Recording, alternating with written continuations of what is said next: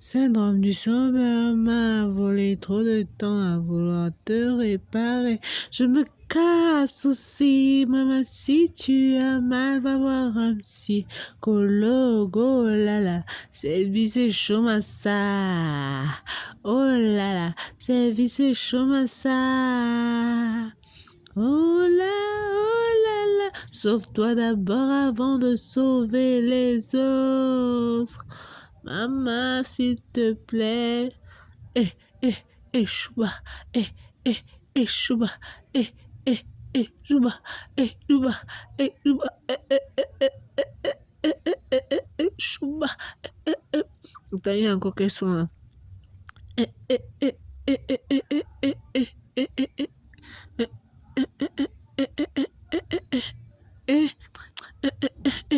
Allez, bolé, Mexican,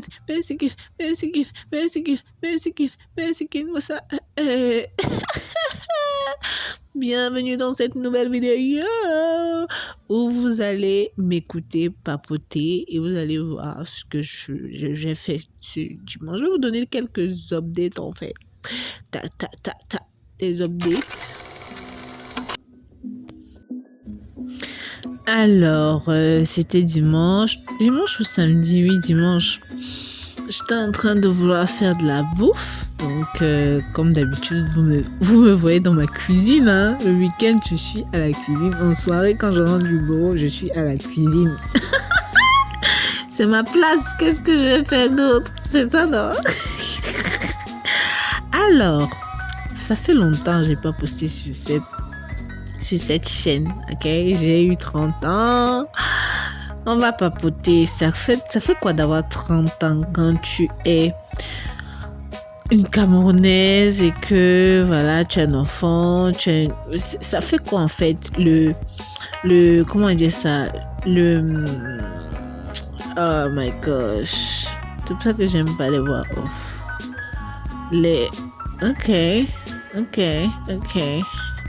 Là, je faisais la vaisselle. Vous savez que j'aime la vaisselle. Dans cette cuisine, je fais toujours la vaisselle. I don't know why, but... Pourtant, j'aime pas... Au fond, j'aime pas la vaisselle. Mais dans cette cuisine spécialement, j'aime trop faire la vaisselle. Ok? J'aime trop faire la vaisselle.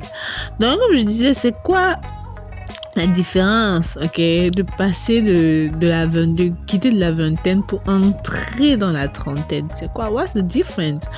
Ok, donc on va papoter un peu de cela, ok, des nouvelles du pays, parce que vraiment le pays, hein, ce jour, si je fais la voix off, nous sommes le 30 juillet.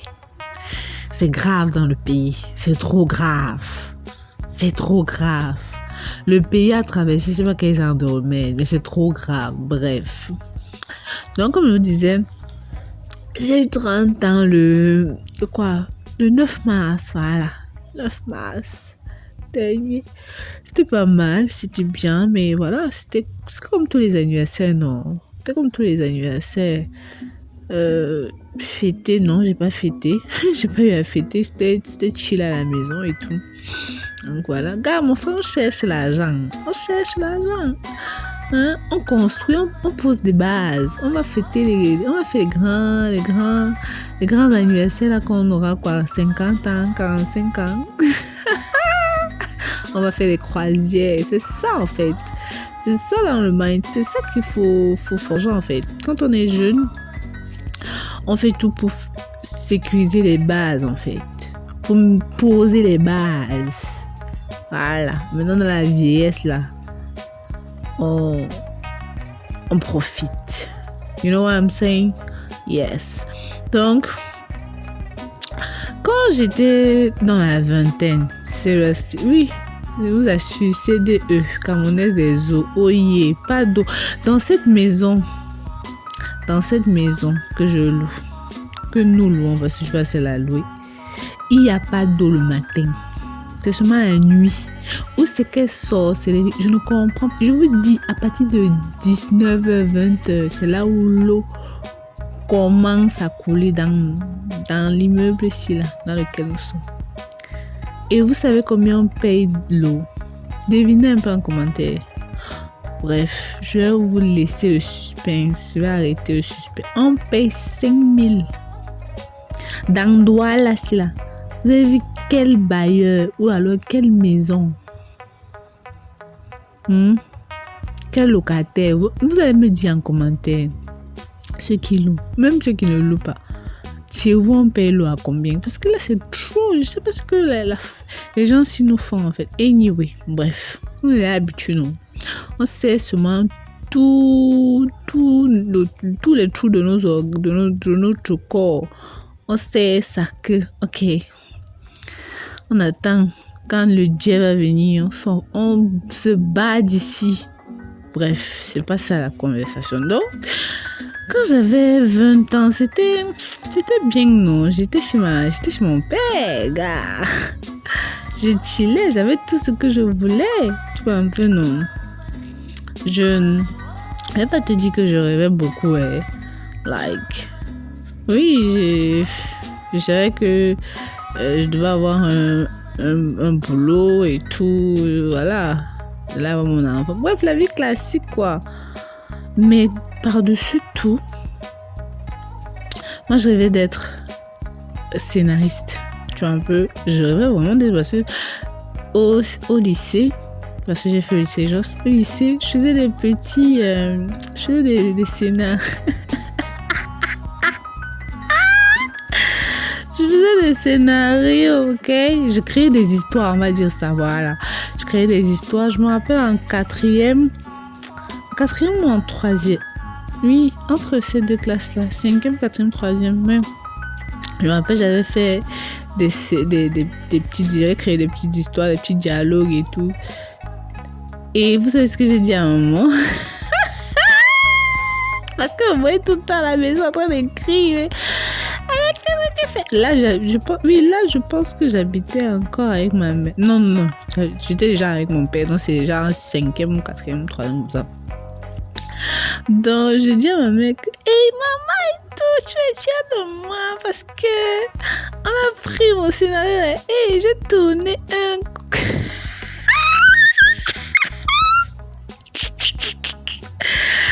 Genre, je lui ai dit que, hey, comme tu me minimises là, moi, mes scénarios que j'écris là, mes histoires là, on a utilisé ça à la kermesse qu'on a fait le sketch avec et tout. Clock it, girl.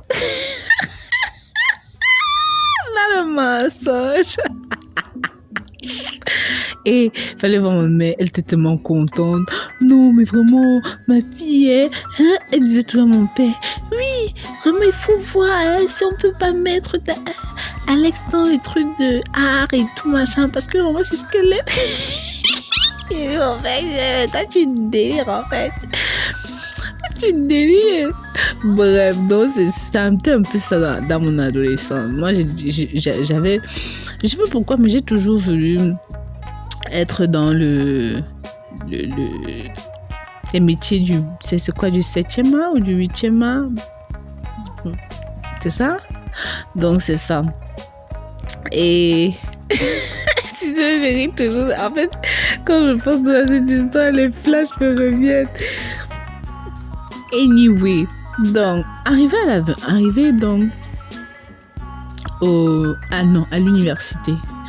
À l'université, je dis, vraiment, qui va aller à l'université de montagne pour faire art et tout machin chouette. Donc, vu que j'avais fait un stage dans l'entreprise dans une maison paternelle, big up à lui.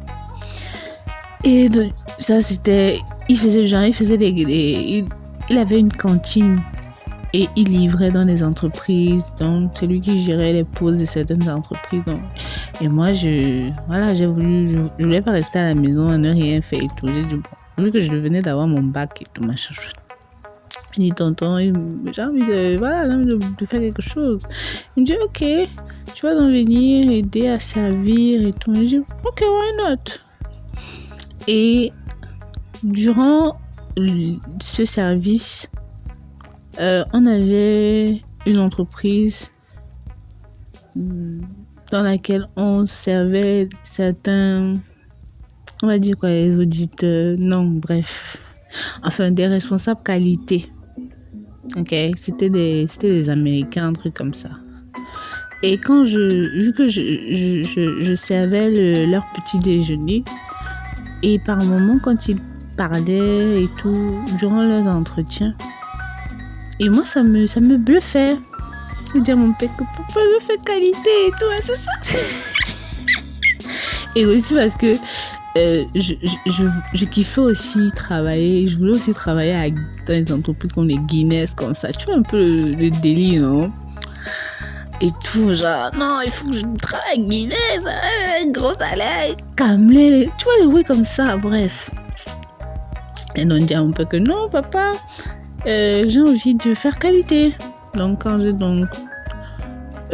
vu qu'on je cherchais vraiment quelle université propose cette filière. J'ai d'abord commencé à l'université de Douala, on m'a inscrite et tout, machin. Quand on a découvert ESG, bon, il n'y avait pas qualité, c'était plutôt logistique et transport. Donc, on a jump on it. Bon, j'ai laissé l'université, gloire à Dieu. Gloire à Dieu. Excusez-moi, mes gars de l'université, là, mes gars, là, franchement, c'est la jungle, en fait. Donc, je dis Dieu merci que j'ai échappé à cela. C'est comme ça que je pars à ESG et j'opte pour la filière logistique et transport. Parce que ça va aussi dans la même lancée, tu vois, un peu. Donc, c'est ça. Vu que j'avais pour objectif de travailler à Guinness. Tu vois un peu le genre? Tu vois un peu le genre, là. So, yeah. Les années passent. Le stage que j'obtiens, mon premier stage, première année, je l'obtiens dans une entreprise de transit. Et je détestais au plus haut point la partie transport, de logistique et transport. Est-ce que tu vois un peu? Est-ce que ça a même du sens ce que je te dis? Ça va toujours de pair, tu vois un peu? Donc, je t'ai dit que je n'aimais pas ça. Les incoterms, les machins, je faisais... Ça m'énervait.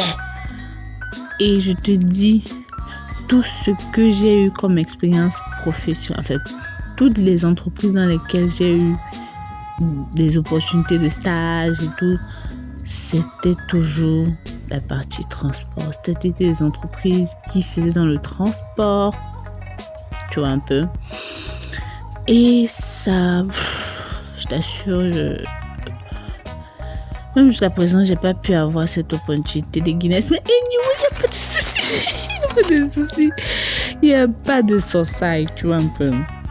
Dans mon premier stage, tout, je l'ai fait dans une entreprise de transit. Ensuite, j'ai pu être à DHL Express. Là, DHL était vraiment genre le front office, mais du département transit. Ensuite, DHL m'a loupé. En fait, j'ai loupé DHL. Ainsi, j'ai pu avoir une opportunité de travailler comme front office toujours à Pizza Hut, qui était ouvert ici à Douala. Blam t'a dit, bon, je sais pas pourquoi ils ont suité. Bref, j'ai pas fait long feu là-bas parce que je suis tombée enceinte et tout. Et après, donc, j'ai fait combien d'années de chômage là? 4 années de chômage ou 3? De 2019 à 2023. Ça fait combien? 3 non? 3 ou 4 années de chômage. Des idées noires me passaient par la tête. J'avais envie même de faire la nounou. Est-ce que est-ce que ça vous est déjà arrivé? J'ai fait les vidéos YouTube, ça ne donnait pas. J'avais même pas d'abord un bon téléphone.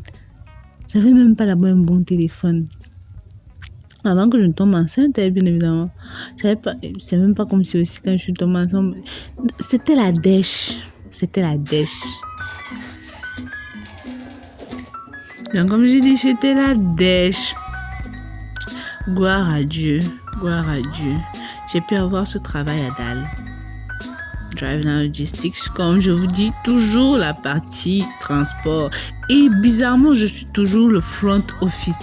Je dis, toutes mes opportunités de travail, de stage, que sais-je, si ce n'est pas le front office, c'est que mon premier stage était vraiment genre la coursière. Ok, j'étais la coursière. je vous dis que j'ai appris, non, vu que j'ai fourni un rapport de stage, j'ai appris, tu vois, un peu. Mais c'était vraiment genre, je je faisais la photocopie et j'achetais le pain de viande, le pâté, j'achetais les spaghettis sautés des gens. Bref, tu vois un peu, non. Et à la fin, j'ai pu quand même fournir quelque chose et tout. Donc, mais après cette expérience-là, c'était vraiment que j'étais le front office. J'étais toujours le front office. C'est pas le call center, le machin. Tu vois un peu, genre, le front office du département. Comme ici, je suis assistante de direction à DAL. Front office toujours, tu vois un peu. Je sais pas pourquoi, mais bon, c'est comme ça. Donc, c'est pour dire que la vingtaine, là, c'est la dèche. Si tu es dans la vingtaine, là, c'est la dèche. C'est dit que c'est la dèche. Même si tu es dans une tour, tu auras toujours des dilemmes parce que en fait, c'est comme un long fleuve, tu vois un peu, non? Genre, tu te cherches, en fait. Bye.